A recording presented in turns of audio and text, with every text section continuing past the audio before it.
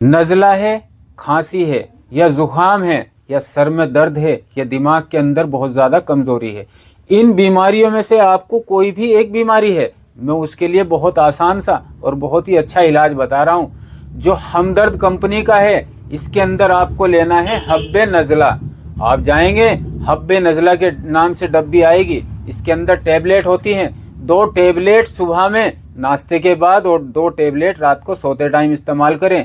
आपका नज़ला, खांसी या दिमाग के अंदर कमज़ोरी है, या आपका गला बहुत ज़्यादा दुखता है, सांस में कोई प्रॉब्लम होती है, आपको बहुत अच्छा आराम मिलेगा। बाकी दिए गए नंबर पर आप मशवरा कर सकते हैं किसी और मर्ज़ के लिए।